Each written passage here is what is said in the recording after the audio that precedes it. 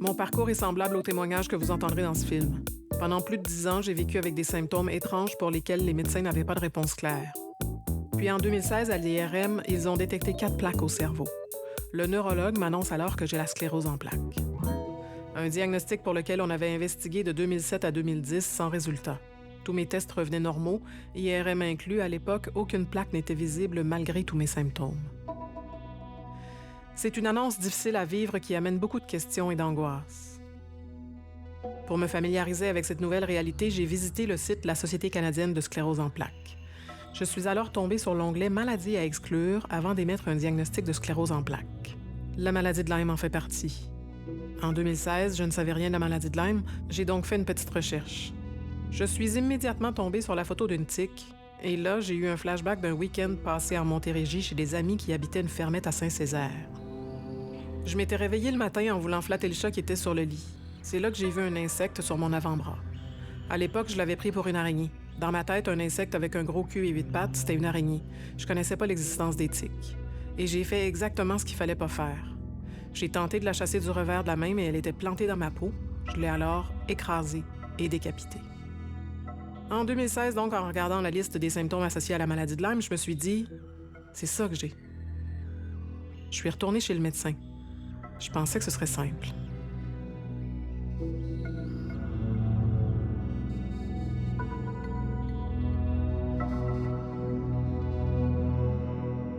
Dans quel film que je suis, là? C'est quoi l'histoire, là? On s'en va où, là? C'est quoi l'affaire? Tu sais, ils disent que j'ai rien, puis ça marche plus. C'est quoi? Moi, je savais que c'était pas... Que c'est pas psychologique? Ouais, tu sais, je le sentais que c'était pas ça, tu sais. T'as vu combien de médecins avant? Au début, là, pourquoi t'as consulté au début? J'en ai facilement compté 25. Au Québec. Pas juste au Québec, j'en ai vu... je pense que j'en ai vu 8 en France. Mon parcours a été assez difficile parce que là, j'avais pas une grande écoute. Parce que là, c'est comme t'as une sclérose en plaques, puis gars, parle pas d'autres choses. À ce moment-là, ça faisait 15 ans, tout près de 15-16 ans, que j'avais un diagnostic de sclérose en plaques. Ben, elle suspectait babésiose, Bartholina et Lyme.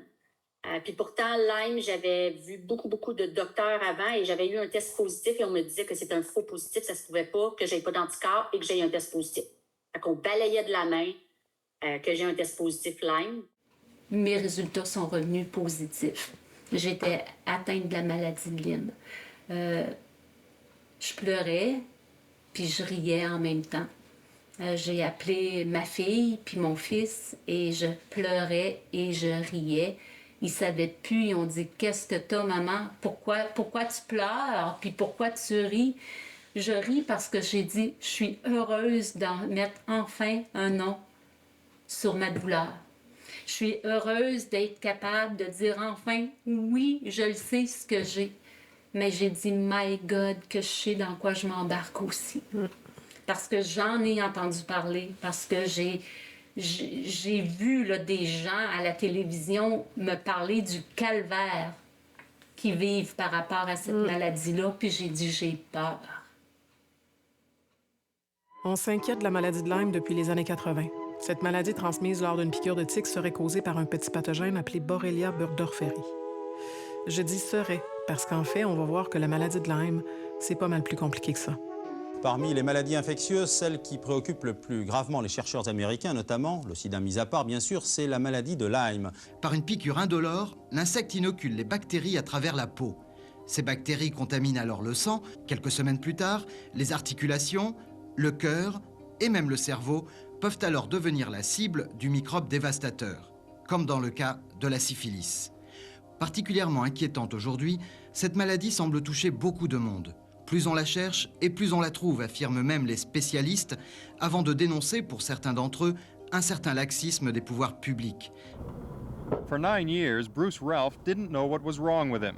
But starting in 1979, his knees would swell up so much he could barely get around for weeks at a time. I'd seen quite a few different doctors about this, and they could never quite pinpoint exactly what the problem was. The problem was Lyme disease. It's named for a town in Connecticut where the disease was first identified. It's transmitted by the deer tick, which is no bigger than a freckle. Some people never feel the bite. Most victims get a rash and flu-like symptoms, but other symptoms vary widely. They can be confused for certain other diseases, juvenile rheumatoid arthritis, for example, multiple sclerosis. Harvey Artsob is a microbiologist at the University of Toronto. It's often been called a great imitator because many of the symptoms will simulate a number of other diseases.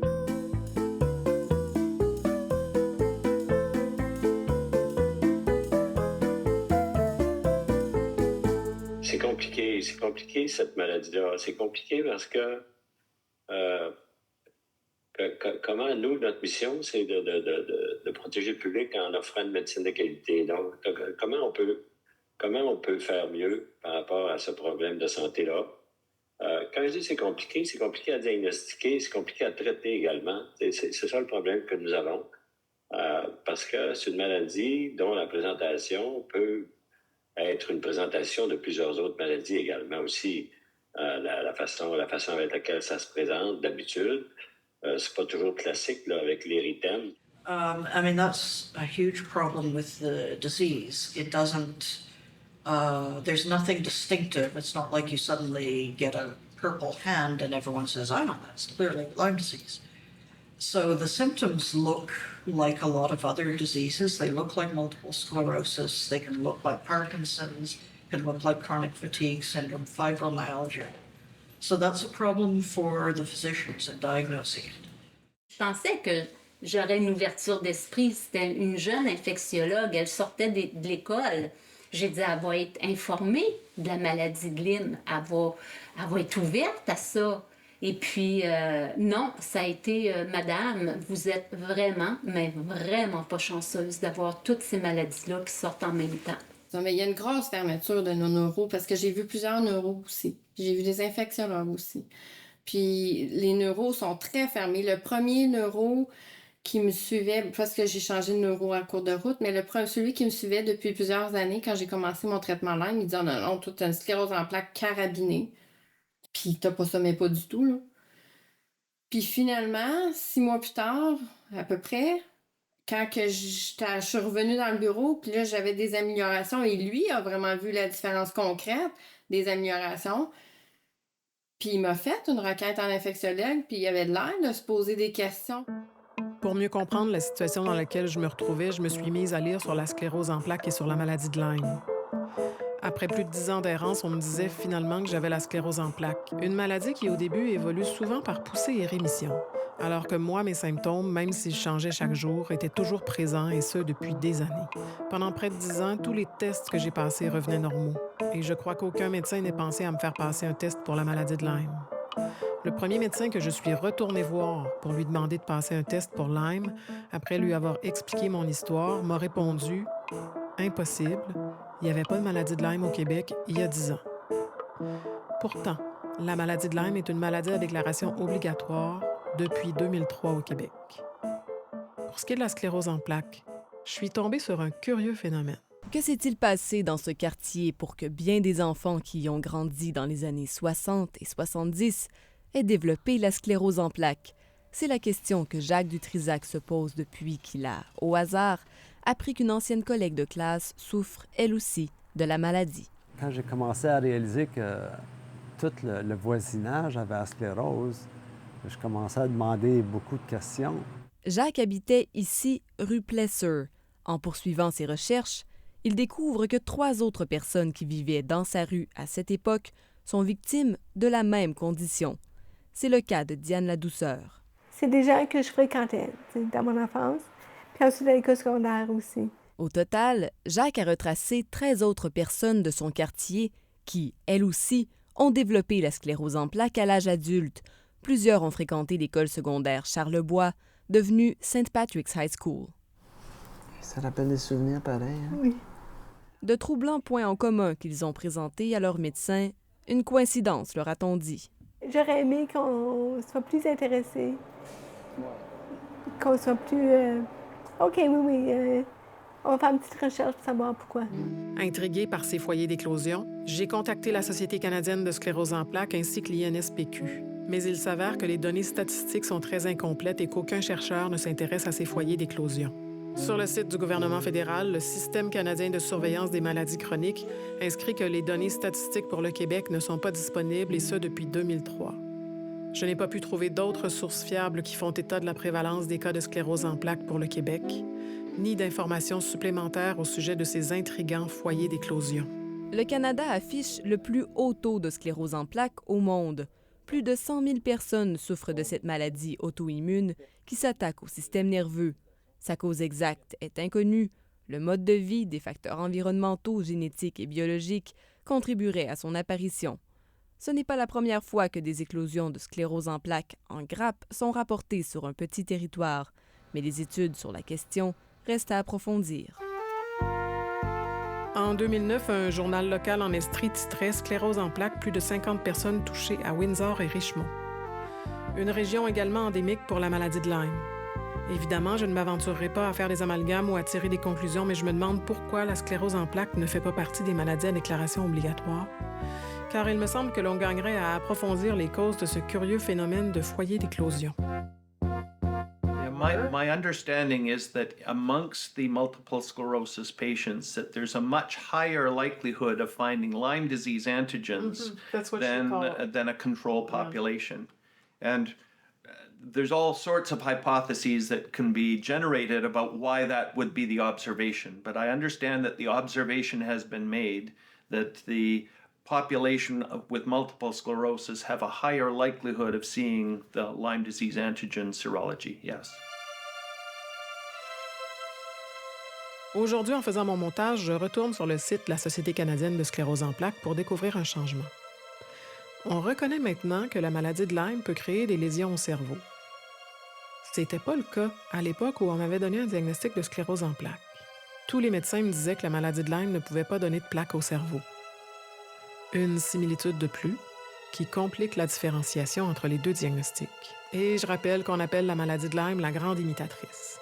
Elle est souvent confondue, entre autres, avec l'encéphalomyélite myalgique, la sclérose en plaques, puis elle présente des grandes similitudes avec le COVID long, qui sont toutes maintenant classées dans les syndromes post-infectieux. Mais ça, j'y reviendrai un peu plus tard. Just one, but it's not untypical. This is a person who between 1999 and 2007, when Dr. Murakami began treating her with a sustained course of antibiotics and who was bedridden the entire time, saw over 22 different physicians, 20 of them medical specialists. 6 specialists in total, a rheumatologist, a gastroenterologist, a geneticist, 2 infectious disease doctors, and a regular doctor. She was diagnosed as having Crohn's disease, then lupus, then MS, then bipolar. She had over 100 collections of blood, 2 barium x-rays, 2 weeks of hospitalization, 3 colonoscopies, 1 laparoscopy, 1 cystoscopy, several sets of x-rays, multiple ultrasounds, bone scans, EKG tests, heart monitoring, 3 MRIs, and 2 CT scans. All of this is avoiding clinical diagnosis of Lyme disease, which is treatable with antibiotics. So I just put that in front of the minister. We have a serious problem. Whatever the incidence is, we're growing this misuse of the healthcare system by not diagnosing.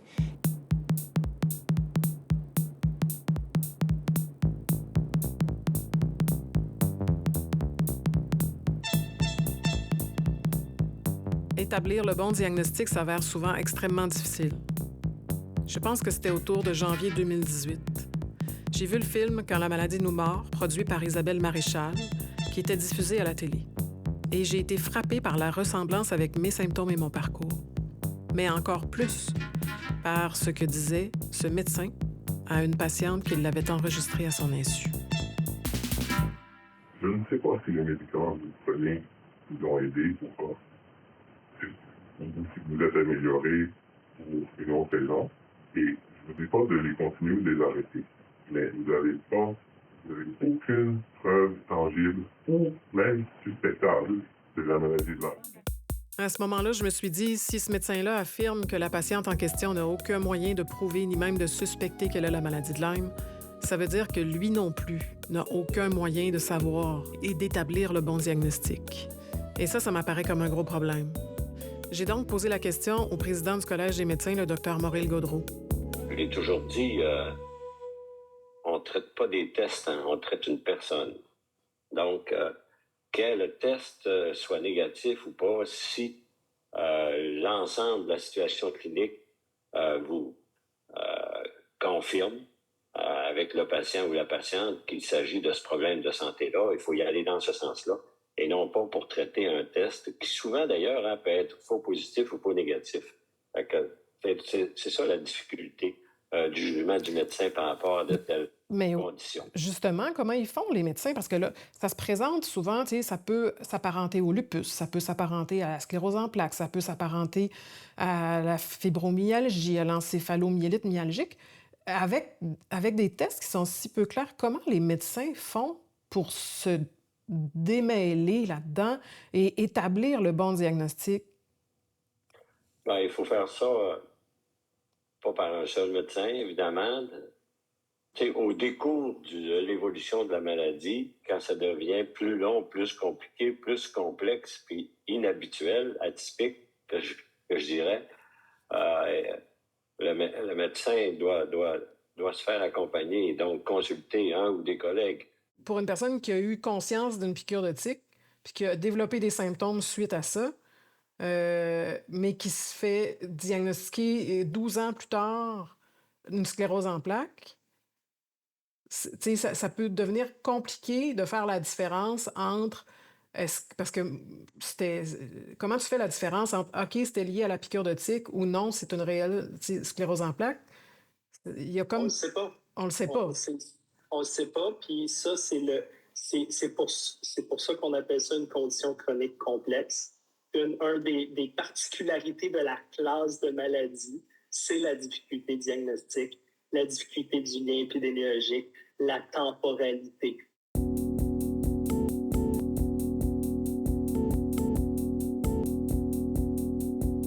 Il y a eu des périodes qui ont été très, très, très difficiles à vivre. On fait face à des médecins parce que lorsque j'ai eu le diagnostic de la maladie de Lyme, je suis allée voir mon médecin avec ça. Puis il m'a dit, écoute, il dit, ton test au Québec est négatif. Alors, tu n'as pas la maladie de Lyme. Mais il dit, pour être certain de tout ça, je vais te faire voir un microbiologiste. Je vais te faire voir un infectiologue. J'ai tout vu ces personnes-là et toutes m'ont répondu, tu n'as pas la maladie de Lyme. J'en ai parlé à mon médecin de famille qui était un peu plus... tu sais, lui, il m'accompagne un peu dans tout ce que... Il n'est pas spécialiste de Lyme, il n'est pas spécialiste de sclérose en plaques, donc il m'accompagne un petit peu dans mes questionnements, dans mes démarches. Puis, fait, ben, tu sais, pour essayer. Fait qu'on a eu un test, j'ai eu un test de Lyme, mais j'ai jamais eu de comeback. J'ai été au privé. Je me suis dit, je vais payer au privé. Moi, je veux au moins un test, je m'en fous. J'étais consciente que les tests étaient possiblement pas fiables, mais je voulais commencer à quelque part, puis c'était ça.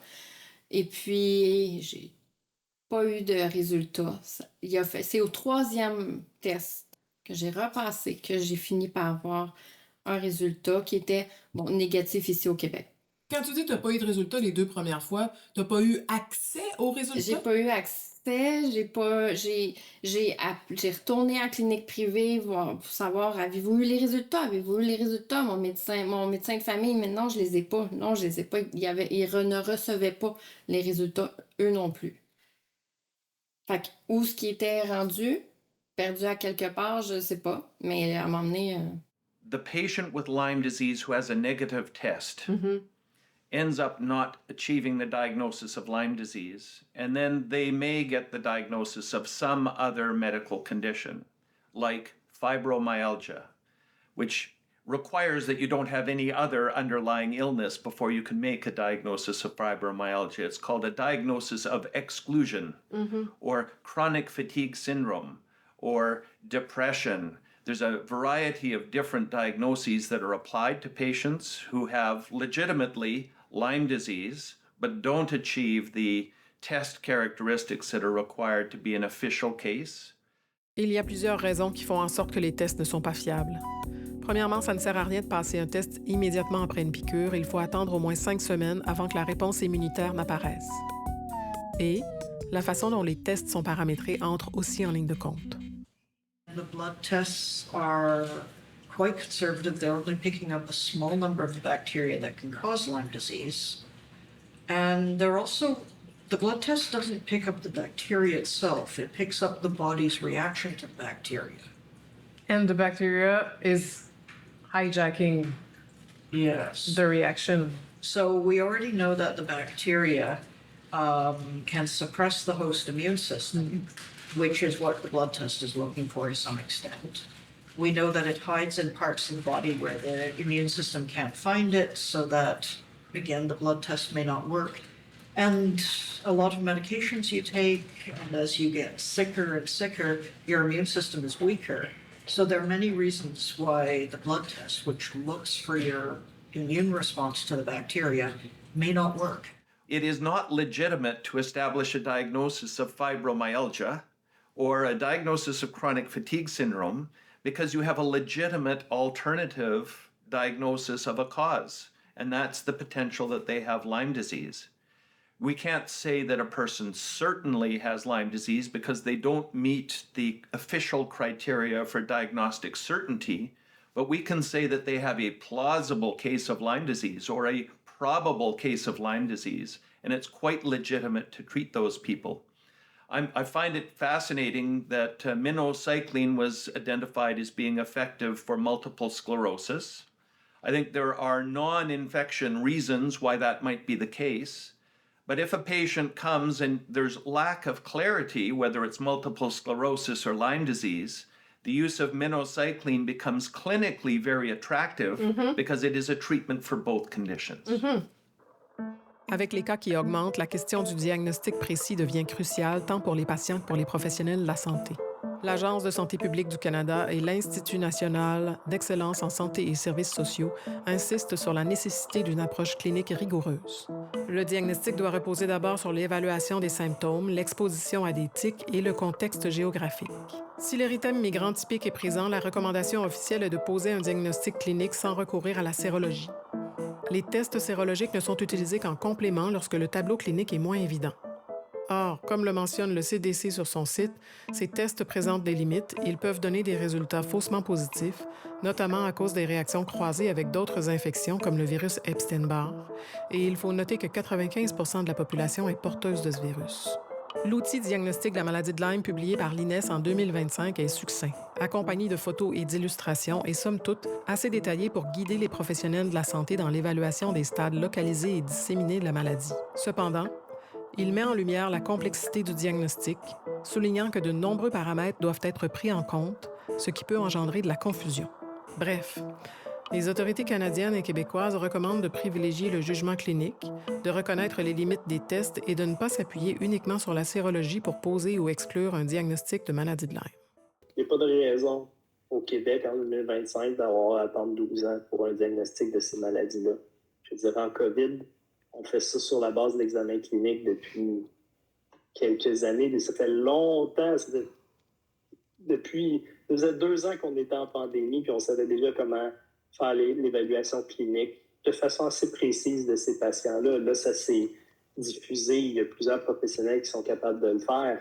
Là, on est en train de développer des formations, mais l'expertise au Québec, faire ça, on l'a. C'est pas... Rendu là, c'est un problème juste d'avoir accès à l'information puis que les professionnels s'entraînent un peu. Mais 12 ans, c'est une catastrophe. Là. Puis au Québec, on a l'expertise pour être capable de faire ça plus rapidement. Oui, l'expérience des patients, par contre, c'est ça. C'est souvent ça. C'est souvent des années d'errance. Oui, l'expérience des patients, elle est catastrophique. On a même fait faire une évaluation externe par le Centre d'évaluation en partenariat patient. Ils font des parcours de soins. On a vu les données. C'est une catastrophe. Là. L'interaction des patients avec le système de santé dans toute la classe de ces maladies-là.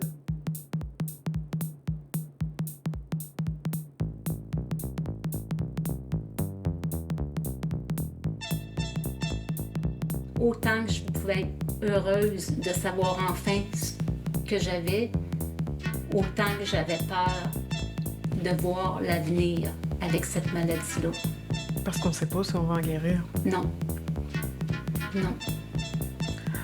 Moi aussi, ça me fait peur. Je pense que tout le monde qui l'a, ça les effraie, c'est Oui. sûr.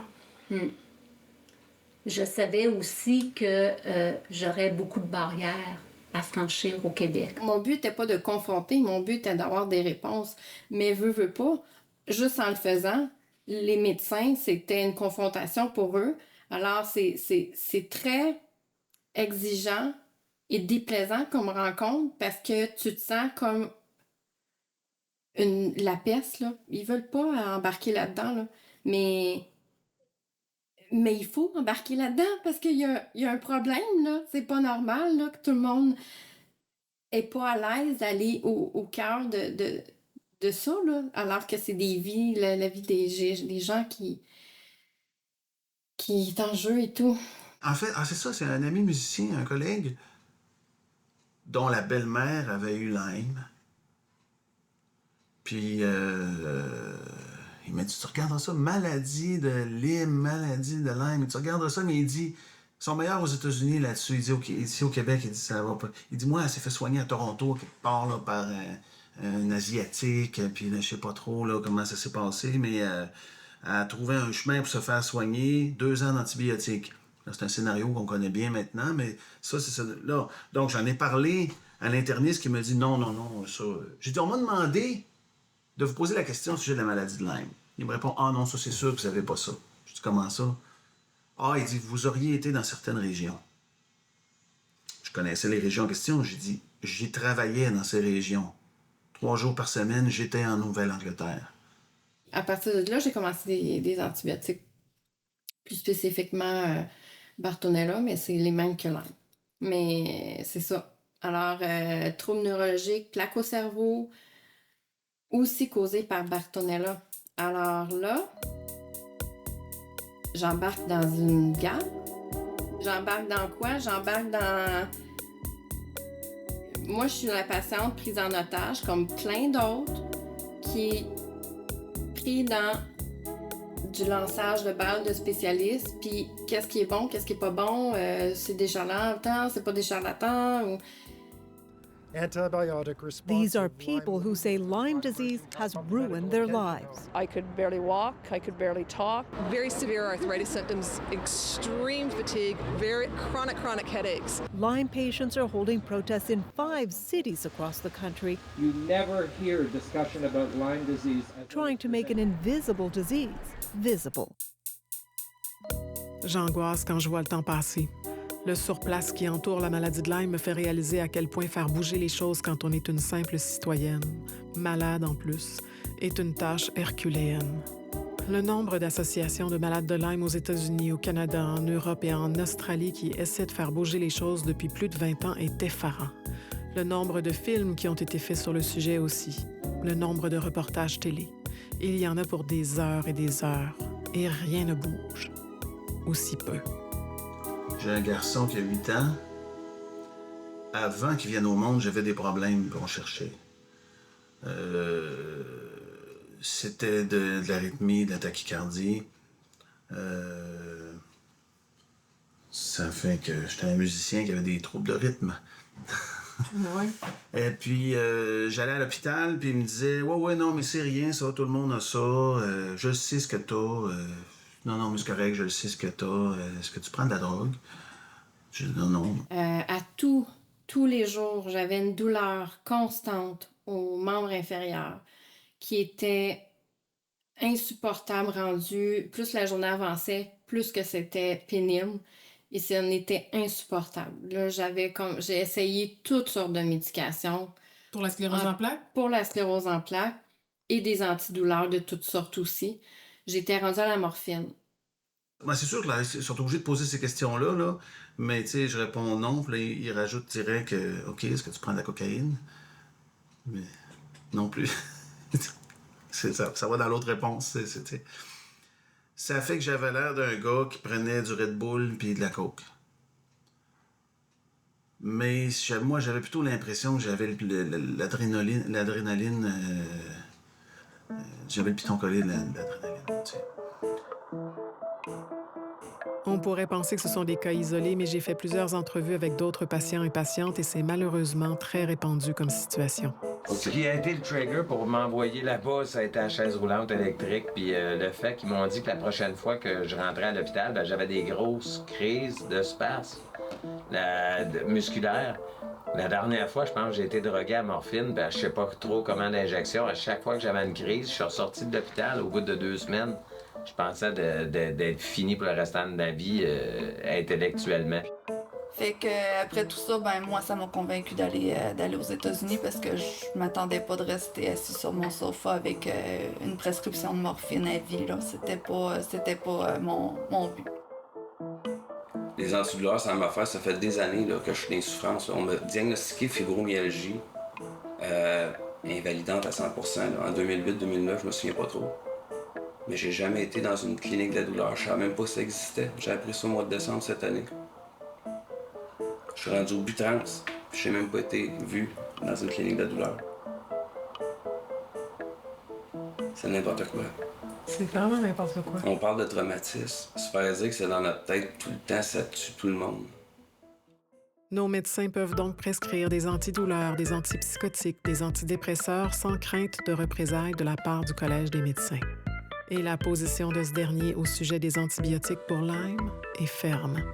Là encore, les antibiotiques, il faut que ça soit prescrit pour une courte période et non pas pendant des semaines ou des mois, parce que là non plus, la communauté scientifique n'est pas d'accord avec cette façon de faire-là. Each province has their own college of physicians and surgeons, and each province has similar but different rules from one to the next that govern what doctors are allowed to do. So I know that in the province of Alberta that I am permitted to do things that go beyond the scientific orthodox approach as long as there is some scientific paper or some scientific study that permits the use of an alternative therapy. The patient needs to be advised about this. It needs to be documented that you have outlined what the risks and the benefits of both the conventional therapy and the alternative therapy, but it's allowed to practice outside of the orthodox or mainstream status quo. In Quebec, my understanding of the regulations in Quebec is that you must adhere to the strict medical guidelines, the scientific approach that has been adopted by the majority, and there is not the allowance to do some of these alternative approaches that have a minority support in orthodox medical literature. And what that does is it establishes the status quo in Quebec, but it stifles innovation. And it stifles the ability to do anything that's different or beyond the status quo. J'ai commencé les traitements et écoute, en 3 semaines, là, je me suis sentie redevenir moi-même. J'ai fait « Oh mon Dieu! » Après ça, ça a été 2 ans d'enfer de thérapie. Là. C'est super dur, l'antibiothérapie. Là. Mais mon corps, il tolérait super bien les médicaments, n'en revenait pas.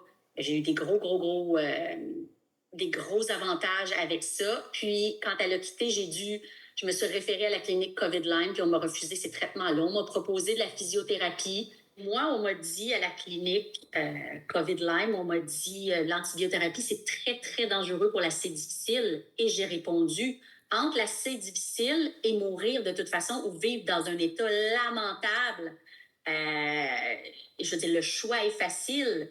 Le docteur a souri puis n'a pas répondu, mais pour eux, l'antibiothérapie était trop dangereuse. L'antibiothérapie, c'est pas une sinécure. L'antibiothérapie, c'est quelque chose qui a des risques, effectivement, mais quelqu'un qui a le cancer puis qu'on lui donne la chimiothérapie, moi, je sais pas, mais la chimiothérapie, c'est risqué, là. Ouais. Ça fait pas du bien partout. Fait que l'enjeu est pas là. A zealot is what the college calls Dr. Murakami, too eager to give antibiotics without definitive proof that patients have Lyme. It urged him to give up his license. The pressure made him ill, he says, and he gave in. He couldn't help me because he he was retiring, and I begged. I said, can you please tell me somebody else who can help me? And he said, you have to go to the States. An expensive American doctor saved her, she says, with the same treatments Murakami would have prescribed. Disease specialists insist there are almost no infected ticks in BC. The patients must have had something else. Why do they get better with the antibiotic treatment for Lyme? Antibiotic doesn't only cure Lyme disease. Antibiotic cures hundreds and hundreds of different infectious causes. There's a great divide, and we have to get together. Some BC doctors who agree with him, he says, are now scared to try aggressive Lyme treatment, fearing they too could be shut down. Kathy Tomlinson, CBC News, Vancouver. Quand on est devant un cas d'un patient qui présente une symptomatologie amenable, qui est proche du Lyme, on doit considérer toutes ces possibilités et faire le diagnostic et accompagner le patient. Et ultimement, quand on voit des patients qui sont, selon l'expression maintenant consacrée, en errance diagnostique, en errance médicale, dont la vie est complètement chamboulée et dévastée par une condition clinique qu'on ne réussit pas à clairement identifier, moi je pense qu'on peut très raisonnablement faire un essai thérapeutique avec des antibiotiques qui s'attaquent au Lyme ou au Bartonelle, parce qu'après tout, ce traitement-là, on le donne dans plusieurs cas pour bien moins que ça, des traitements antibiotiques prolongés. L'autre aspect, c'est que ces médicaments qu'on donne, quand on dit des dangers éventuels des antibiothérapies, si on évalue les dangers des médicaments qu'on donne pour la sclérose en plaques, sont infiniment plus graves comme conséquence que les médicaments qu'on... Et combien de patients se trouvent dans une espèce de zone grise entre sclérose en plaques versus Lyme?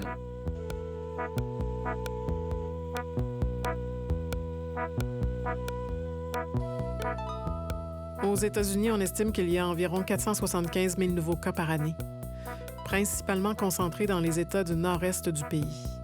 Autrement dit, tous les États frontaliers avec le Québec et l'Ontario. Il y a d'ailleurs une loi fédérale relative à la maladie de Lyme qui remonte à 2014. Je vous relate ici quelques grandes lignes qui ont attiré mon attention. Par exemple, que la maladie de Lyme, si elle n'est pas traitée, peut entraîner de graves conséquences, comme des crises d'arthrite récurrentes et des problèmes neurologiques. Que le risque d'exposition à la maladie de Lyme est le plus élevé dans le sud et le sud-est du Québec, mais pas que. Que plus de 80 % de la population de l'Est et du centre du Canada pourrait résider dans des zones à risque d'ici 2020. Que des recherches ont fait état de la résistance des spirochètes, les Borrelia, aux traitements antibiotiques et que la sérologie actuelle ne tient pas adéquatement compte de la diversité des bactéries présentes au Canada. Aussi, que la compréhension générale de la maladie de Lyme ainsi que les pratiques relatives à son traitement sont insuffisantes et inadéquates. Pourtant, la majorité de ces recommandations n'ont pas été mises en pratique à ce jour. Il faut dire que la santé est de compétence provinciale au Québec.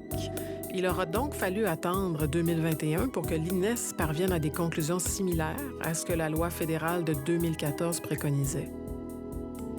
On a la souveraineté à géométrie variable, il faut croire. Parce qu'il faut le dire, nos lignes directrices viennent du fédéral via Santé Canada et Santé Canada prend ces mêmes lignes directrices des États-Unis.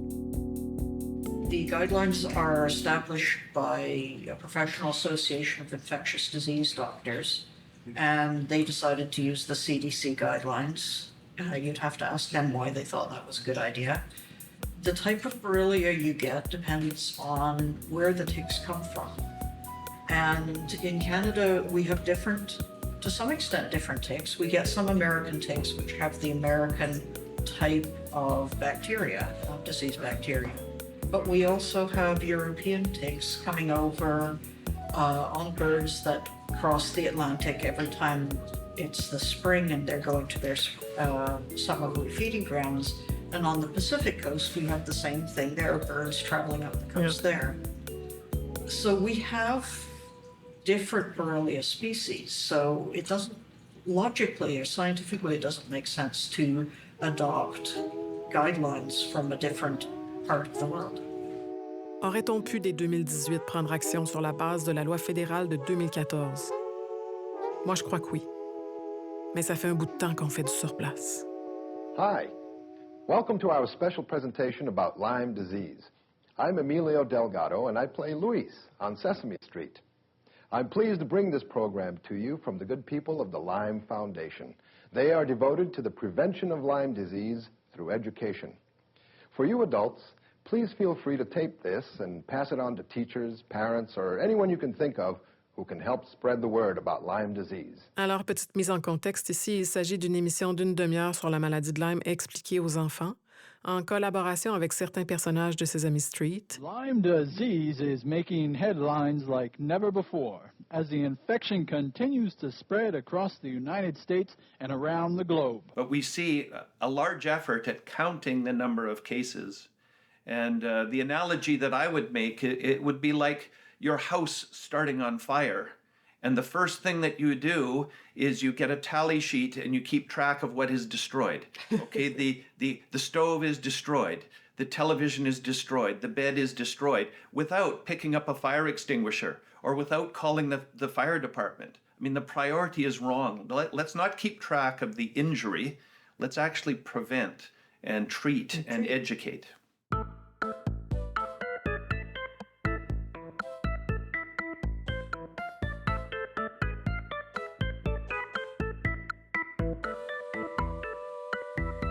So I can tell you that the medical literature reflects that the first case of Lyme disease domestically acquired in Canada was reported in 1984, and it was a case of a nurse from France who was visiting the province of Quebec, had a tick bite in Quebec, and then went back to France to have her diagnosis established and her treatment given. So the first case of domestically acquired Lyme disease in the literature is 1984, and it was in the province of Quebec. I know that this group, the AQML, has approached the government with a pretty straightforward request. Number one, to declare that Lyme disease is becoming a public health emergency. I think it's very legitimate to make that case. In 2011, the Ministry of Health's own documents say that there were 32 cases of Lyme disease in the province of Quebec. And in 2017, that number is up to 324. So over the course of 6 years, they've documented a 10-fold increase in Lyme disease in the province of Quebec, and an increasing number of people who are getting domestically acquired Lyme disease. So I think it's legitimate to identify a public health emergency, clearly. Alors aujourd'hui, je vais déposer une pétition de plus de 9000 pétitionnaires à l'Assemblée nationale qui va demander quoi au gouvernement? Bien, tout simplement de reconnaître le problème. La maladie de Lyme et les co-infections peuvent causer des symptômes très graves et invalidants. Les atteintes sont neurologiques, arthritiques, musculaires, cardiaques, psychiatriques. Les douleurs et la fatigue incapacitante, ça cause une suppression du système immunitaire. Comme vous comprendrez, le tableau clinique est complexe et souvent accablant. La maladie de Lyme, là, c'est pas une maladie complexe sur le plan biologique, là. Il y a une sérologie qui montre qu'il y a eu une infection à la maladie au spirochète, là, au germe qui produit la maladie de Lyme. Et ça, c'est un espèce de sine qua non. Je ne vous dis pas aujourd'hui que la maladie de Lyme est toujours une maladie facilement diagnosticable. À travers leur long parcours, chacun reporte une fermeture des médecins, surtout des médecins spécialistes, quand ils évoquent la maladie de Lyme comme source de leurs problèmes de santé chronique. Ils se font souvent accuser d'exagérer des symptômes, de fabriquer leur souffrance. On fait même ça à des enfants, et d'être tout simplement déprimés. C'est honteux et franchement inhumain. Les manifestations cliniques peuvent parfois être un flou et chevaucher une panoplie, une multitude de diagnostics. Et là, on tombe dans une zone extrêmement grise où des gens vont dire « oui, c'était ça, ça a été raté » et ainsi de suite. Ils n'ont même pas les connaissances pour reconnaître les symptômes que j'ai, malgré une morsure de tique, malgré une rougeur, que je suis malade des mois après, des années plus tard. Ils vont plutôt penser que ça peut être une autre maladie. C'est n'importe quelle autre maladie, mais surtout pas la maladie de Lyme. Pourquoi? Parce qu'ils ne savent pas comment la traiter. Je deviens comme une patate chaude, là. Le Québec dispose sur tout son territoire de la compétence clinique, des outils diagnostiques et thérapeutiques qui sont à niveau. Et il n'y a pas un endroit sur la planète qui offre quelque chose de mieux que nous.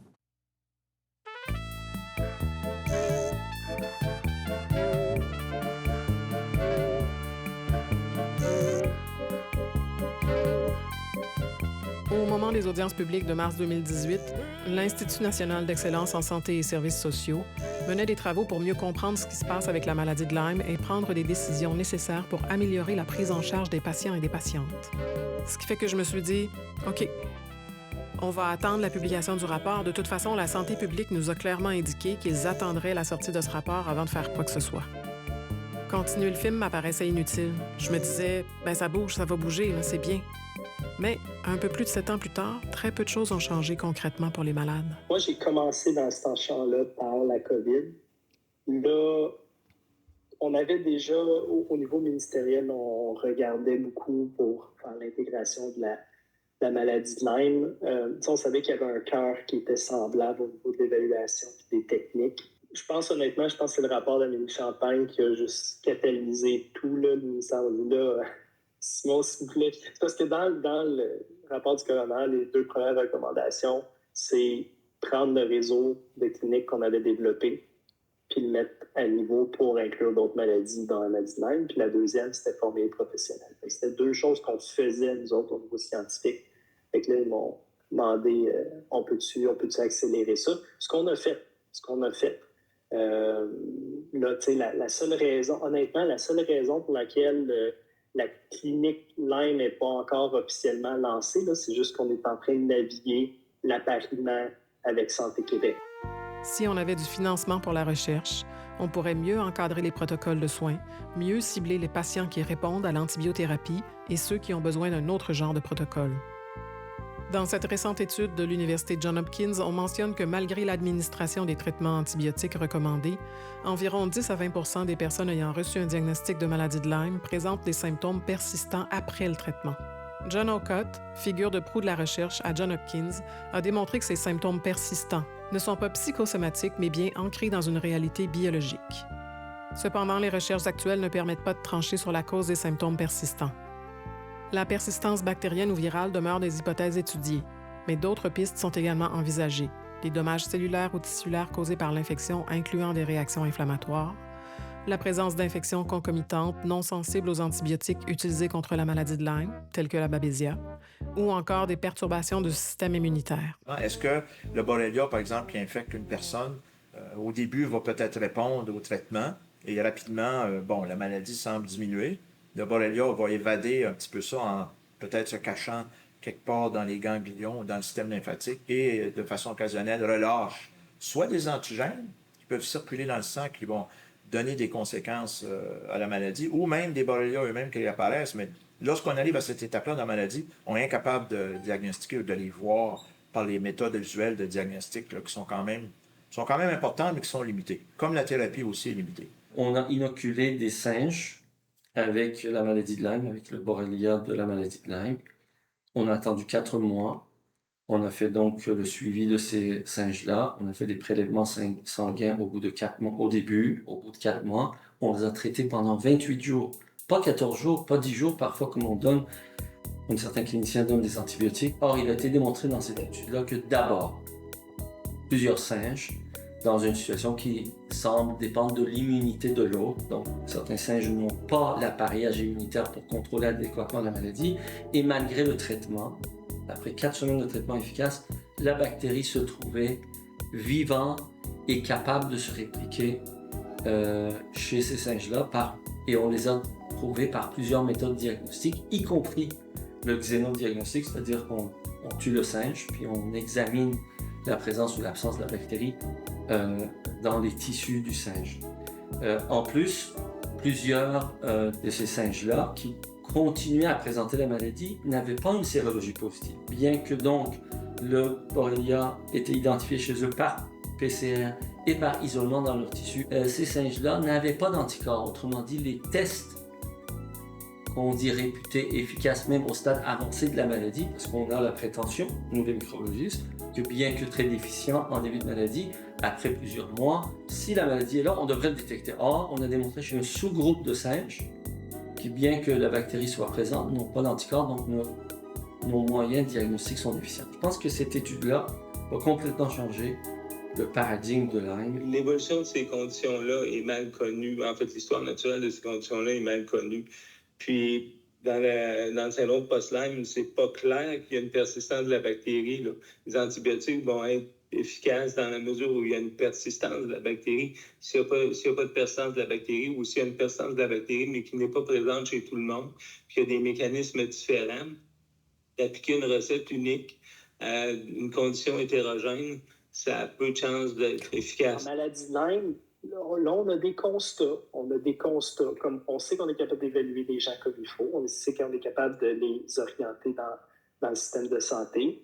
On sait qu'on n'est pas proche d'avoir une antibiothérapie prolongée offerte à tous parce qu'on sait que c'est pas tout le monde qui réagit de toute façon, puis il faut faire plus de recherches pour cibler les gens parce que sinon, tu les exposes à des effets secondaires. Je veux dire, les gens ne sont pas débiles, là. Ils ne courent pas après les effets secondaires juste pour le fun. Non, hein? Non, je le confirme. Puis, on a des constats comme ça qui évoluent. Puis, regarde, les documents de l'INES, ça a été fait en 2021. On est 5 ans plus tard, 6 ans plus tard. Ben, on va faire juste évoluer tout ça parce que la réalité, c'est qu'encore aujourd'hui, le système, il n'est pas bon pour les gens. Puis, c'est ça qu'il faut construire. Le gouvernement avait-il le loisir d'attendre le rapport de l'INES avant de prendre des mesures, sachant que la maladie de Lyme est une maladie à déclaration obligatoire depuis 2003 au Québec et depuis 2009 au Canada? On nous dit que les choses vont changer. Bientôt. Maintenant, il était très important qu'on fasse un repositionnement et qu'on réfléchisse plus loin que juste la COVID longue ou même que la maladie de Lyme. Et ça, c'est les travaux qu'on fait actuellement pour faire évoluer le modèle pour le rendre pérenne. Et donc, moi, ce que je peux vous dire à cette étape-ci, c'est qu'au niveau du ministère, il va y avoir un regroupement spécifiquement pour s'adresser aux conditions chroniques complexes. Tout d'abord, on va juste parler terminologie un petit peu. Donc, syndrome post-infectieux, c'est un terme qu'on voit souvent. Au Québec, on a décidé un nom précis pour ça. Donc, c'est une condition chronique associée aux infections. En 2023, la communauté scientifique s'est réunie lors d'un atelier organisé par les Académies nationales des sciences, de l'ingénierie et de la médecine des États-Unis. Chercheurs, cliniciens, représentants d'associations de patients et décideurs étaient présents pour explorer les liens entre des maladies telles que le COVID long, l'encéphalomyélite myalgique, qu'on appelle aussi le syndrome de fatigue chronique, la maladie de Lyme persistante et la sclérose en plaques. On reconnaît que ces maladies partagent des mécanismes biologiques et des symptômes qui se chevauchent, mais restent encore mal comprises et sous-étudiées. Les buts visés sont l'identification des facteurs cliniques et biologiques communs, l'élaboration de nouveaux outils de diagnostic, la recherche de cibles thérapeutiques et la nécessité d'une meilleure coordination entre les différents acteurs de la recherche et du soin. Bref, on a du chemin à faire. There's certainly a controversy about everything to do with Lyme disease. Yes. Why is that? I think you have historically, sociologically, it'll be someone can study it in the future and say, oh, weren't they silly? Certainly some of the controversy stems from the poor testing. If you believe that the testing works well, then you have a bunch of people who say, yeah, but I had a tick on me, I got sick afterwards, I think I have Lyme disease, but then you say, oh, but your blood test is negative, so you can't have Lyme disease. You're crazy, you have something else. And that's certainly a cause of a lot of dispute and controversy. Est-ce que vous auriez peur pour votre avenir si vous aviez des douleurs migrantes au quotidien, des troubles digestifs aussi variés que multiples, des faiblesses musculaires, des maux de tête, de gorge, si vous sentiez que vous perdiez le contrôle de votre corps, si prendre une douche devenait une épreuve sportive pour votre cœur et vos jambes, si votre cerveau s'embrumait au point de vous empêcher de lire? La maladie de Lyme est une maladie à déclaration obligatoire depuis 2003 au Québec, depuis 2009 au Canada. Pourtant, il n'y a pas de financement pour la recherche ou si peu. Selon le Fonds de recherche du Québec, c'est environ 850 000 $ qui ont été investis, et ce, depuis les 5 dernières années, donc depuis 2018 environ, dans divers projets de recherche autour de la maladie de Lyme. Essentiellement, des projets de surveillance épidémiologique, rien dans la recherche réelle sur la maladie à proprement parler. On accuse un énorme retard, surtout quand on sait le temps que ça prend pour faire des études et établir des protocoles. Il y a vraiment un blocage de certaines personnes. Oui. Qu'est-ce qui explique ça? Est-ce que c'est juste parce que... Est-ce que c'est juste de l'hommerie ou ça va plus loin que ça? Là, je pense qu'il y a plusieurs points. Il y a un point sur le côté humain. Lorsqu'on ne peut pas trouver une réponse, il y en a des gens qui disent moi, je peux rien faire, c'est réglé. Ouais. Il y a aussi des raisons que j'appelle politiques, c'est-à-dire qu'il y a des gens qui sont dans le milieu qui considèrent que c'est leur territoire. Puis eux, leur façon de voir ça, c'est que c'est nous qui sommes les experts, c'est nous qui allons voir comment on va développer ça. Mais on n'est plus là actuellement, on est ailleurs. Ça n'existe plus, cette culture-là. Ça a déjà existé dans d'autres problèmes d'infection humaine, mais c'est pas... moi, je considère que c'est pas l'approche à avoir. Il faut avoir une certaine ouverture. So research in Canada is supported by public dollars. The CIHR is the granting organization. They've been allotted $4 million at this point to study Lyme disease in Canada, which is disappointingly low amount of funding. And there are profoundly interested, dedicated scientists who want to study Lyme disease in a way that would be beneficial for patient outcomes, who are not having access to those funds. So I'm thinking that there's a need for the entire research community to change the rules, to have better and more robust funding for Lyme disease than the $4 million over a 5-year duration that has been allotted for Lyme disease research in Canada. It's quite disappointing that the present authorities are giving such a low priority to what is such a disabling disease for incrementally larger numbers of Canadians. Qu'est-ce qui fait qu'on la boude à ce point? On a une piste avec la maladie de Lyme. On sait que la source du problème pourrait provenir de ces infections multiples dont on sait trop peu de choses. Un cocktail qui crée une confusion difficile à détricoter. Je me suis tournée vers le docteur Alex Carignan qui, en 2024, a annoncé une chaire de recherche sur la maladie de Lyme. J'aurais aimé lui poser quelques questions. Il a refusé ma demande d'entrevue. Bref, en attendant, le nombre de personnes lourdement impactées augmente sans cesse. Et les conséquences peuvent parfois être très lourdes. Il y a des journées où est-ce que je ne faisais absolument rien. Tout me faisait mal. Tout me faisait mal. Mes lunettes me faisaient mal. Juste penser me faisait mal. Il y a des fois que j'ai dit à mon conjoint, j'ai dit, si c'était pas de mes enfants, je m'en irais. Il n'y a rien qui faisait, puis c'était intense comme douleur. J'étais plus capable de faire mon souper le soir, ça.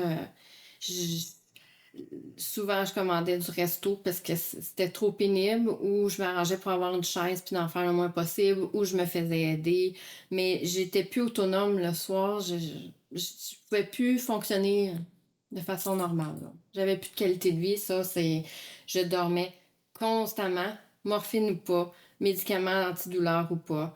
J'ai 17 ans d'expérience de toutes sortes de médicaments qui me prouvent que sans médicaments, j'étais épuisée. Avec médicaments, j'étais épuisée. C'est sûr que, tu sais, des fois, pour la prise en charge de la douleur, t'as des anxiolytiques, t'as des relaxants musculaires et tout. Fait que tous ces médicaments-là, ça l'endort aussi. Mais avec ou sans, j'étais complètement épuisée. J'avais de plus en plus de misère à finir mes concerts. C'est comme un sprint, un concert, hein? C'est comme une bataille. J'avais de plus en plus de misère à finir mes concerts. Ils ont brûlé des circuits électriques.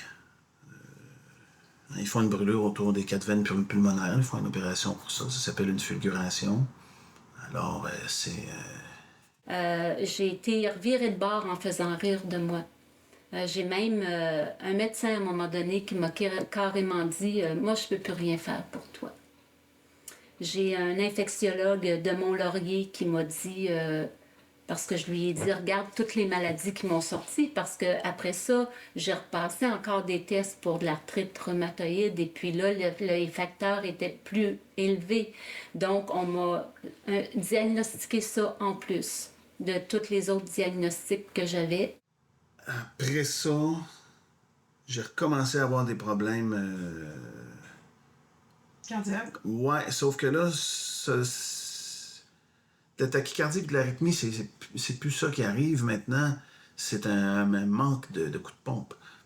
C'est-à-dire, ils m'ont testé à l'hôpital, puis ce qu'ils voyaient, c'est qu'en fait, le cœur ne monte pas aussi haut qu'il devrait. Bon, en même temps, c'est facile de pointer qu'ils m'ont coupé des circuits qui me font aller vite. Ouais.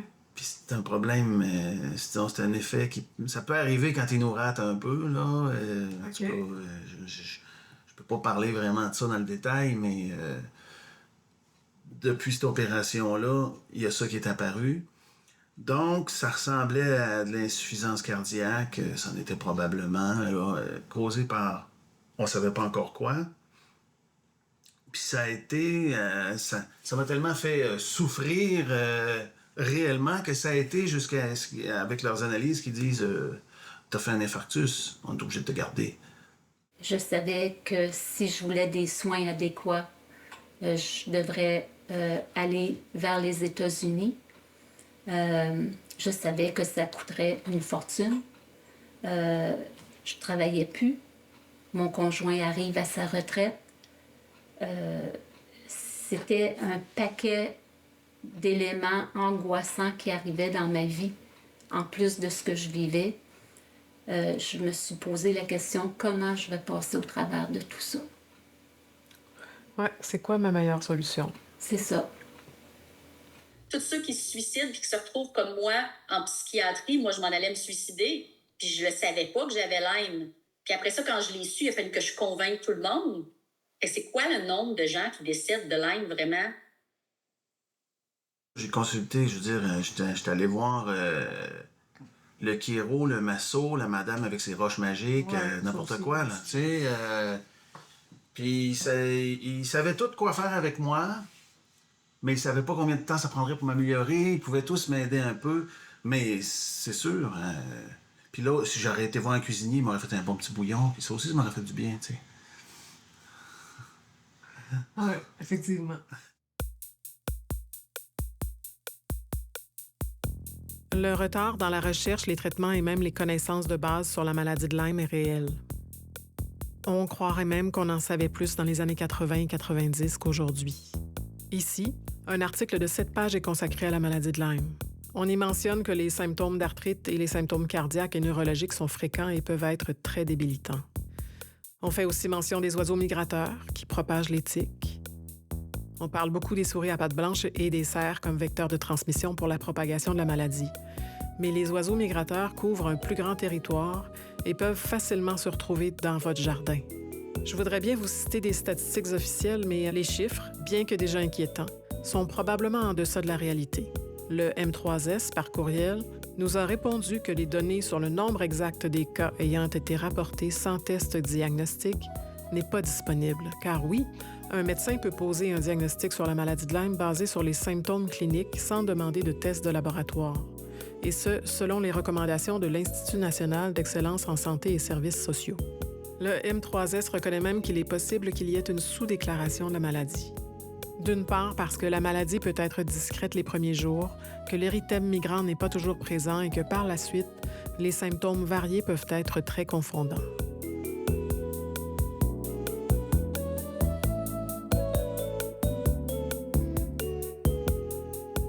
L'année dernière, quand j'ai posé des questions au crédit à la ministre Lucie Charlebois, on avait des statistiques il y a à peine quelques années, il y avait quelques cas de nommés au Québec. Maintenant, on parle de 300 ou 400, mais nous savons qu'il y en a beaucoup plus. Alors, les régions qui sont les plus touchées, parce qu'avec, comme je vous le disais, le programme de surveillance qu'on a implanté au Québec, c'est la Montérégie, les Laurentides, la Naudière, Laval, Chaudière-Appalaches, Montréal, Outaouais, Estrie, Mauricie et Centre du Québec. Bref, mais on est capable, oui, il y a beaucoup de régions touchées, je vous vois hocher de la tête. Dans le fond, c'est ça, il y a des milliers de personnes en détresse aujourd'hui comme moi, et financiers et psychologiques.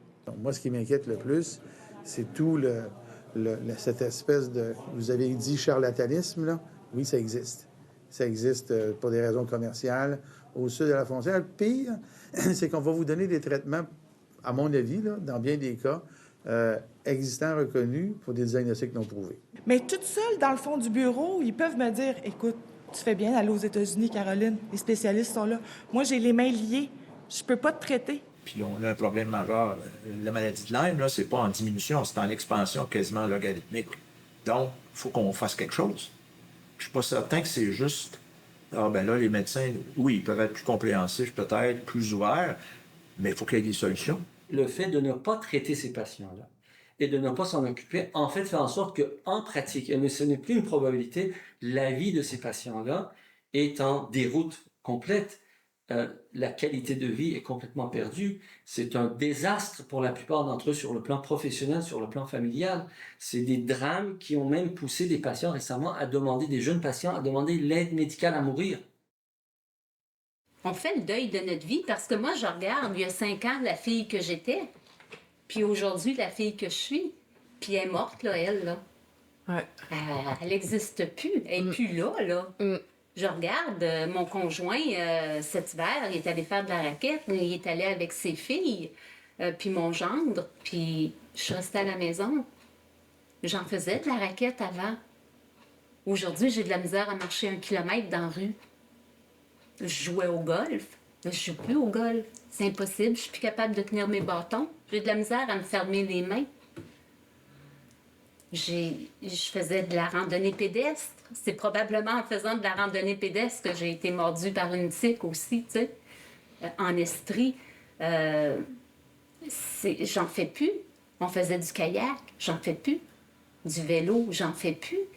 Je fais plus rien. Fait que je fais le deuil de la fille que j'étais avant. Puis c'est un deuil qui n'est pas évident à faire. Puis mon chum aussi, il fait le deuil. Lui aussi, il a perdu quelqu'un, là. Ouais.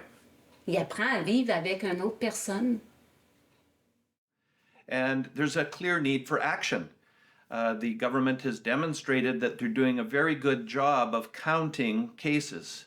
They have counted cases that are increasing year after year after year. I think what's lagging behind is the response to the counting of cases. We need to see more prevention strategies. We need to see more education for the doctors who are working within the system. We need to see more emphasis on treatment of patients and keeping the patients here in Quebec, not requiring them to travel to New York or travel to Alberta or travel to Germany to get treatment for a disease that could be treated in Quebec if the restrictions were lifted.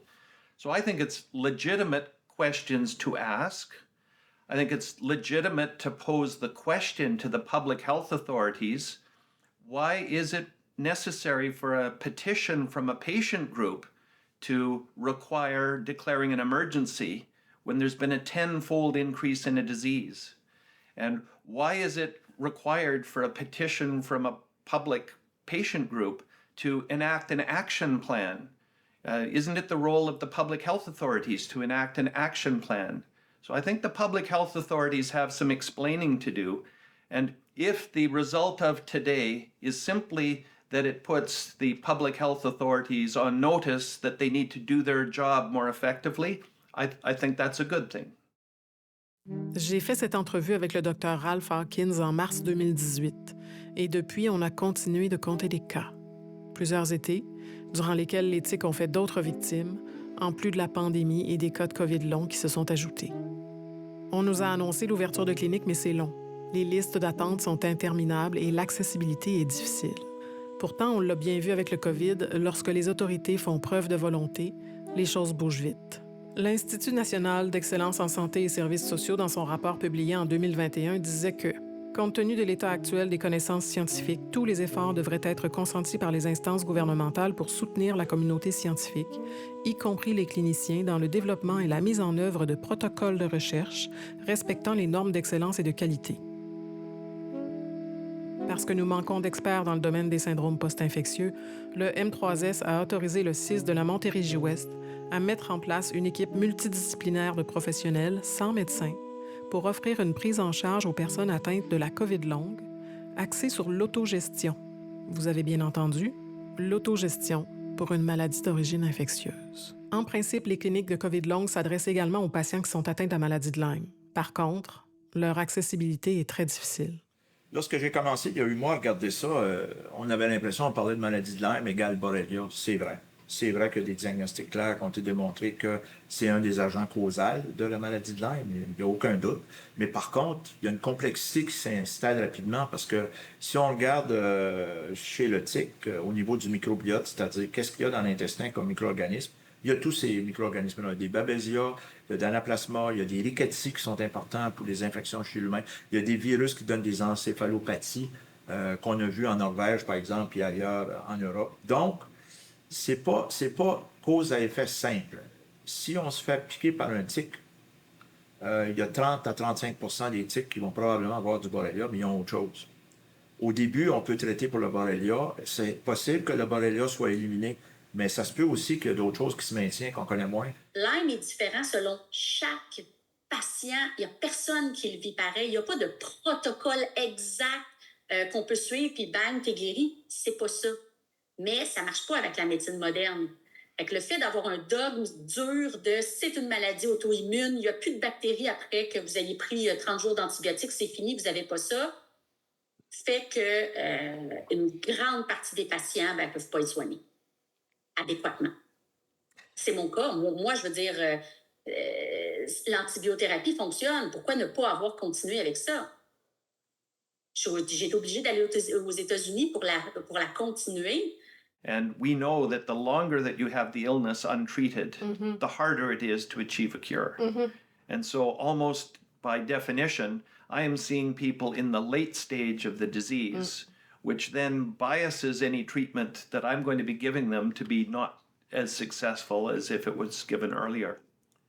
So I think what is necessary for some of these very tough cases is to have better diagnostics, not just for Lyme disease, but for the potential co-infections that ticks can transmit. There's a long list of potential diseases that are transmitted by ticks, many of which are not tested for routinely. Some of them are viral infections that can have irreparable and permanent damage. The deer tick virus infection, for example, is not tested for routinely by any of the public health authorities, but can be devastating, comes from the same family as Zika virus and West Nile virus. Of course, we hear about Zika virus and West Nile virus all the time, but we don't hear about deer tick virus infection, which is just as devastating. So I think improving diagnostics around all of the co-infections is one thing that will be beneficial, and new treatment strategies, I think, is the other. Il faut développer des nouvelles idées aussi, avoir des approches beaucoup plus innovantes. Moi, ce qui m'intéresse, c'est ce qu'on appelle les technologies de rupture, là. C'est-à-dire qu'il y a des méthodes en recherche qu'on peut développer. Par exemple, je vais vous donner un exemple assez simple. Il existe une technologie pour les cancers où on peut diagnostiquer des cancers à partir des séquences. Ça s'appelle une méthode AmpliSeq. Donc, on peut amplifier certaines régions des chromosomes humains où on sait qu'il va y avoir de la résistance à certains anticancéreux. Puis on peut rapidement dire, le traitement 1 qu'on donnait au mois 1 et le traitement 2 qu'on donnait quand ça ne répondait pas au mois 3 ou le traitement 3 qu'on donnait au mois 6 parce que là, finalement, 1 et 2 ne répondent pas. Actuellement, on peut aller direct et dire la personne 1 et 2 ne répondra pas. Pour le syndrome post-Lyme, ce serait la même chose. Si on a un biomarqueur, par exemple, qui nous dit, chez cette personne-là, il y a effectivement une persistance de la bactérie, donc on va traiter avec des antibiotiques. Chez cette autre personne-là, il n'y a pas d'évidence de persistance de la bactérie, donc on va utiliser plutôt autre chose que des antibiotiques. Ça, si on regarde, par exemple, chez les patients du sida, avec le HIV, on va donner des cocktails de trithérapie. On donne 2 à 3 molécules qui sont des antiviraux pour être certain qu'on va empêcher l'apparition de mutations assez rapidement. Les bactéries, c'est légèrement différent. On va donner 2 antibiotiques, par exemple, dans certaines infections, qui ont des effets synergiques, comme un aminoglycoside avec une bêta-lactamine. Ça, c'est très efficace, mais ça n'empêche pas qu'il va y avoir de la résistance qui va se développer. Théoriquement, si on arrivait à trouver des biomarqueurs, effectivement, qui peuvent mesurer la persistance de cette bactérie-là, comme par exemple dans la long COVID, où une des théories, c'est la persistance du virus au niveau du système nerveux central ou au niveau du tube digestif. Mais jusqu'à présent, on n'a pas de marqueurs ou de tests qu'on peut utiliser pour mesurer justement la persistance du virus dans différents systèmes, là. C'est sûr que si on arrivait à mesurer effectivement la présence de virus, bien là, la logique, ça serait d'utiliser des médicaments qui ont une activité antivirale. Normalement, ça devrait fonctionner, là. As we talked about earlier, in the province of Alberta, I am permitted to use treatment protocols that are different from, I would even say superior to, but they're certainly different from the guidelines approach that's obliged by the province of Quebec. So I think allowing the treatment of patients using different, perhaps better protocols is a very legitimate request. Faire en sorte que le problème, on le regarde de façon avec plusieurs partenaires ensemble, comment on peut améliorer les choses. Le collège est toujours là pour collaborer avec ses autres partenaires pour améliorer la santé, que ce soit le ministère de la Santé, Santé Québec ou d'autres ordres professionnels ou l'INES avec lesquels on a souvent des rapports. Et il faut le faire avec les patients aussi. On parle beaucoup de partenariat patient. Au collège, on a beaucoup d'actions avec des patients partenaires qui travaillent avec nous sur divers comités pour aller chercher leur expérience, comment ils vivent ça, puis participer à l'amélioration de tout cela avec nous. Ça fait que pas juste les médecins ni les autres professionnels de la santé, mais les patients aussi, les organisations comme l'INES, exemple, l'INSPQ aussi. Vers quoi on s'en va, selon vous? Vers de la médecine, dans ce cas-là, plus individualisée, j'imagine? Oui, de la médecine de précision, effectivement. Puis, avec probablement des thérapies multiples. Si vous aviez un appel à l'action à faire là, pour la suite, là, on a besoin de quoi? On a besoin de plus d'argent pour faire de la recherche. On a besoin de plus de cliniciens et plus de professionnels de la santé qui vont s'impliquer là-dedans. On a besoin aussi du support des patients pour participer aux études cliniques. Puis, mais c'est surtout une question de priorisation aussi au niveau des organismes subventionnaires. Puis ça, c'est vraiment pas facile. T'sais, on le voit avec la longue COVID. Pendant la pandémie, il y a eu quand même pas mal d'argent qui a été investi en recherche. Là, on voit que ça devient plus difficile d'obtenir des sous pour la recherche en longue COVID. Pourtant. Malgré le fait que ça reste un problème de santé important. Est-ce qu'on est en voie de faire quelque chose d'intéressant ou s'il va falloir encore que les malades sortent pour dire « s'il vous plaît, aidez-nous ». Il faut que les malades continuent à se représenter tout le temps. Même quand on va avoir quelque chose en place. Surtout avec l'évolution du système de santé, c'est un combat actif de tous les temps. Puis ça, c'est correct, il n'y a aucun enjeu avec ça. Est-ce qu'on en fait assez? On fait le plus que l'on peut avec les ressources qui nous sont attribuées actuellement.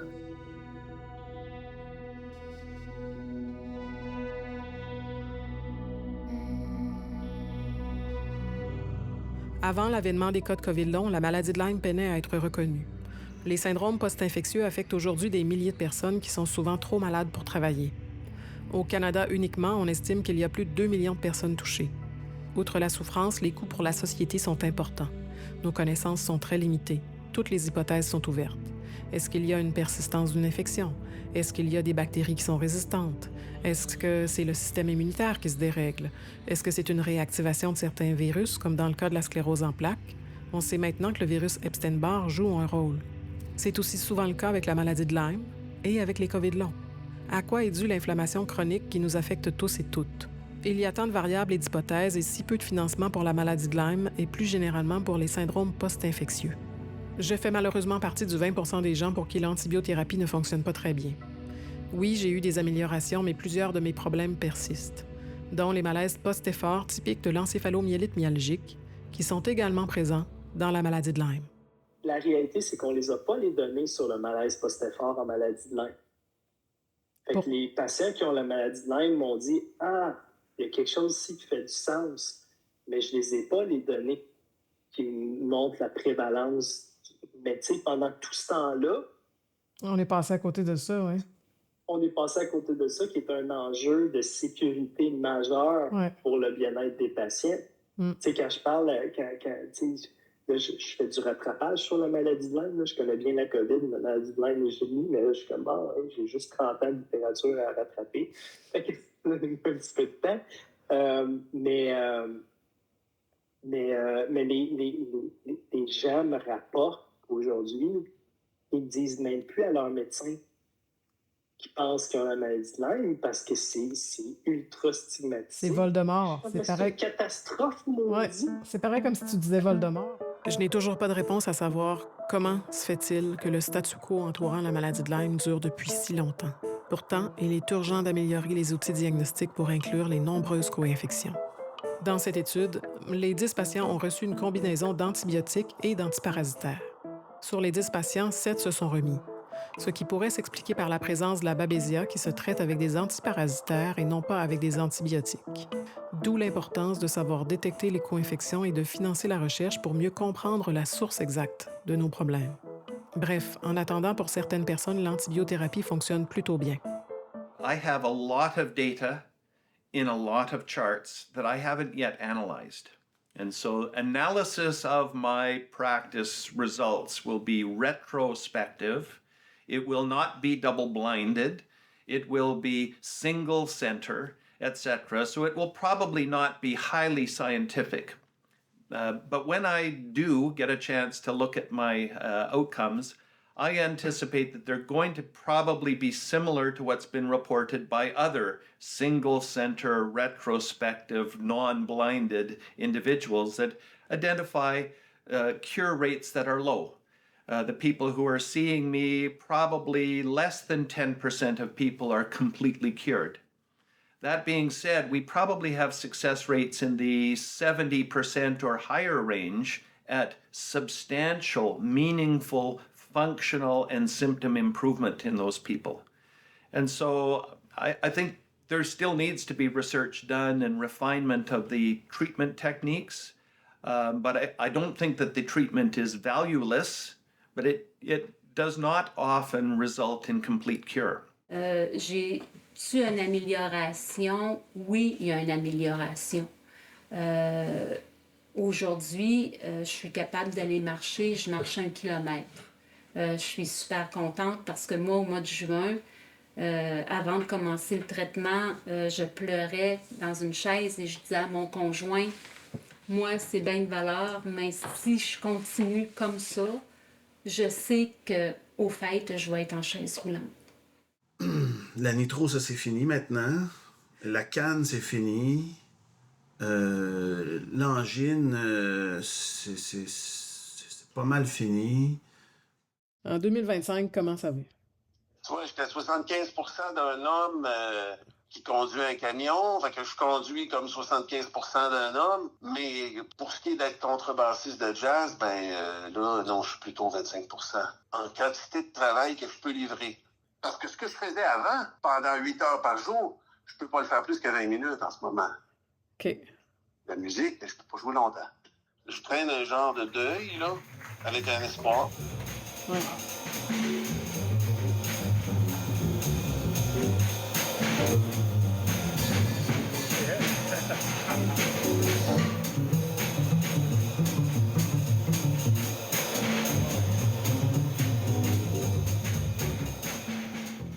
Maintenant, j'ai une énergie que j'ai jamais eue. Maintenir une discussion comme je suis en train de le faire là à la caméra, c'est quelque chose qui était rendu difficile.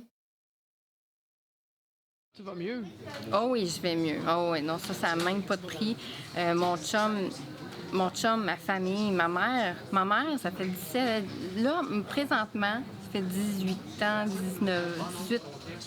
18 ans que je suis clairement malade puis que j'avais un diagnostic de sclérose en plaques. Puis elle m'a toujours vu dormir dans les parties de famille, partout. Quand elle m'appelait, qu'est-ce que je faisais? Je dormais, elle le voyait dans ma voix, j'étais brûlée. Ma vie a été de dormir. Là, je dormais ma vie. Mais ma mère, aujourd'hui, elle me dit, Sophie, j'ai l'impression de retrouver ma fille. Je t'ai pas vue en forme comme ça depuis...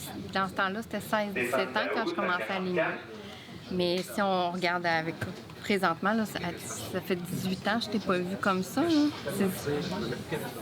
Ça va de mieux en mieux parce que j'ai quand même pas récupéré mes capacités à 100% encore. Mais la dernière fois qu'on s'est vu, j'étais sous traitement, je débutais mes traitements antibiotiques et depuis ce temps-là, j'en ai eu comme 3 changements de traitement. Et je te dirais qu'aujourd'hui, j'ai 80% de mes capacités, de ma santé de récupérer depuis la dernière fois qu'on s'est vu. Ça fait 3 ans, puis ça fait 26 mois que je suis en traitement. J'ai travaillé très fort. J'ai suivi des régimes, puis j'ai continué du yoga, de l'aquaforme pour essayer de me tenir forte. Puis, je recommence à travailler sous peu, dans les prochaines semaines, 2 jours semaine, 1 à 2 jours semaine, pour commencer. Ça avait été très difficile pour moi d'arrêter de travailler. Puis là, je retouche à ça. Je pensais jamais retoucher à ça. Je pensais jamais. Pour moi, c'était invalidité à jamais. Puis j'étais en résilience. Quand je suis partie, j'étais en résilience. Puis je me disais, c'est ça ta vie, Sophie. Puis tu vas toujours avoir de la misère à marcher. Tu vas toujours avoir de la difficulté avec tes douleurs, puis ta fatigue. Puis c'est comme ça. Il faut que tu prennes soin de toi à la maison. C'est plate. Trouve-toi des choses à faire parce que pour pas tomber depressed, parce que ça m'est déjà arrivé dans le passé. Quand j'étais jeune, quand j'étais maman, mon rêve, c'était d'être une mamie enjouée, une mamie en santé, une mamie qui se roulerait dans l'herbe avec mes petits-enfants, qui serait une amie qui serait là pour jouer avec eux autres. Moi, c'était ça, mon rôle de mamie. Puis quand je suis devenue grand-mère l'année passée, ça a été comme un deuil que je pensais être obligée de faire parce qu'il y a 1 an, je n'avais pas la santé que j'ai aujourd'hui. Puis je me disais, je pourrais jamais jouer avec mes petits-enfants. Mais aujourd'hui, justement, j'arrive d'une fin de semaine avec ma petite fille où est-ce que je me mets à 4 pattes avec elle, je joue avec elle, je la prends dans mes bras, on se roule à terre. Tu sais, c'est pas encore exactement ce que je voudrais vivre, mais my God, c'est déjà beaucoup mieux que ce que j'espérais. C'est bien ça. And for those 20 to 30% where I'm not helping them, it's hard for them and it's hard for me. It's an individual tragedy every time that treatment is unsuccessful. So I'd like to see that number go to 0. Mm-hmm. I don't accept that number being higher than 0. I just don't know how to achieve it. En décembre 2023 et janvier 2024, il y a eu la tenue des audiences publiques suite au décès d'Amélie Champagne. Les témoignages des proches étaient bouleversants et celui des divers médecins ont mis en relief, une fois de plus, le débat qui les occupe et le fait que nombre d'entre eux n'osent pas prendre en charge des malades de Lyme. D'une part, parce qu'ils craignent les représailles du Collège des médecins. D'autre part, il n'y a pas d'incitatif financier pour les médecins qui sont payés à l'acte lorsqu'il s'agit de prendre en charge des personnes atteintes de la maladie de Lyme et des co-infections qui l'accompagnent, ou plus largement, des gens atteints de syndrome post-infectieux. Et finalement, le financement adéquat pour les cliniques n'est pas optimal pour qu'elles puissent mettre sur pied des protocoles de recherche qui permettraient à ces mêmes médecins de déroger des protocoles tolérés par le Collège des médecins. J'ai bien du mal à comprendre pourquoi la santé publique n'a pas saisi l'occasion, avec le cas d'Amélie Champagne, de confirmer par autopsie le diagnostic de la maladie de Lyme et de l'infection suspectée à la Babesia odocoléi. On ne peut pas balayer sous le tapis la présence de ces infections. La maladie de Lyme et ses co-infections créent dans le corps une inflammation systémique qui amène des déséquilibres à tous les niveaux. Les troubles psychiatriques en font également partie, malheureusement. La maladie de Lyme et les co-infections m'apparaissent comme un troupeau d'éléphants qu'on cherche à oublier. Mais ce déni ne fait que contribuer au nombre de cas qui augmente au fil des ans sans que rien ne bouge. Je ne sais pas si je verrai le jour où de réels efforts pour soigner les personnes souffrant de ces syndromes post-infectieux seront mis en place. Ce que je sais, c'est que le nombre de personnes qui souffrent augmente sans cesse, qu'on accuse un retard énorme dans la compréhension et la recherche, tant sur la maladie de Lyme que sur l'encéphalomyélite myalgique et plus largement sur les syndromes post-infectieux.